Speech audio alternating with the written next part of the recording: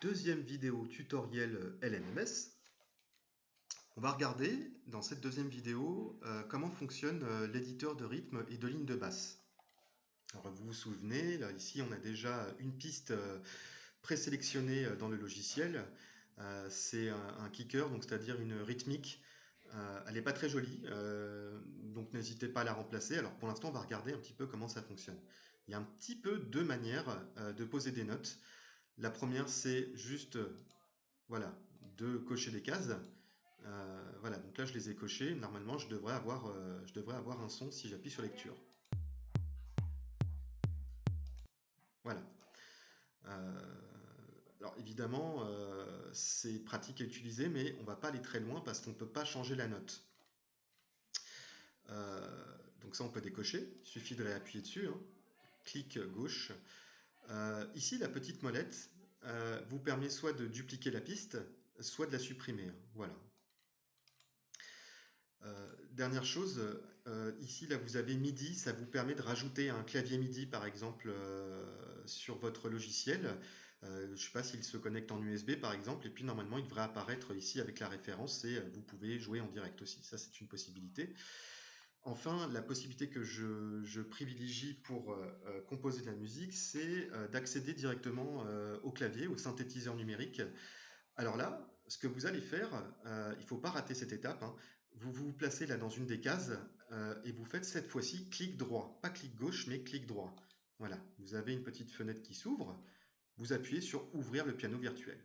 Hop, tac. Voilà, j'ai une autre boîte qui s'est ouverte. Alors cette boîte, vous voyez, il y a le clavier, c'est-à-dire qu'en fait là j'ai toutes les notes que je peux jouer à partir de l'instrument sélectionné. Voilà. Donc on va essayer d'en composer quelques-unes. Par exemple, je vais faire la première mesure, c'est-à-dire voilà, de 1 là ici jusqu'à la valeur 2, ça va être une mesure. Voilà.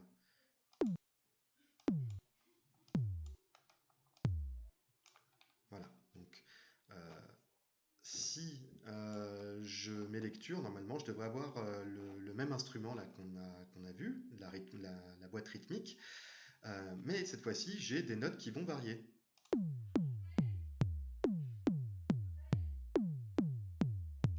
Voilà. Alors, ce qui est important, évidemment, c'est que les notes se suivent, hein, parce que s'il m'en manque une ici, je vais avoir un petit silence. Voilà. Alors, on peut les déplacer hein, comme on veut. Ces notes-là, on peut les allonger. Il suffit juste de les garder en surbrillance. On peut les raccourcir aussi. Voilà. Donc là, j'ai ma première mesure. Autre outil, vous voyez que là, on est en mode dessin. Je peux soit, si je veux reproduire mon motif, donc pour la deuxième mesure, hein, de 2 à 3 là, je peux très bien refaire la même chose. Voilà.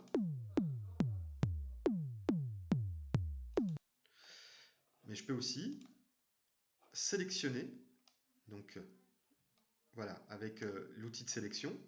Là, je les ai sélectionnés. Je reviens à l'outil dessin.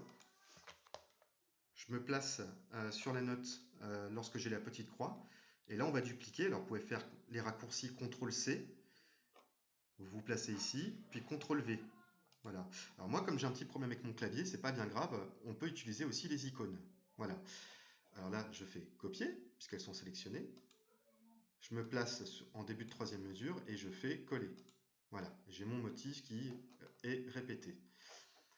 Alors si je quitte, hop, je ferme ici, on retrouve, encore une fois, en appuyant ici, là, j'ai accès à mon piano virtuel. Hein. Voilà. Donc vous allez constater que ici, là, donc, le motif que j'avais sur mon piano virtuel, eh ben, on le retrouve. Voilà. Il y a 4 mesures avec 4 notes par mesure. Voilà.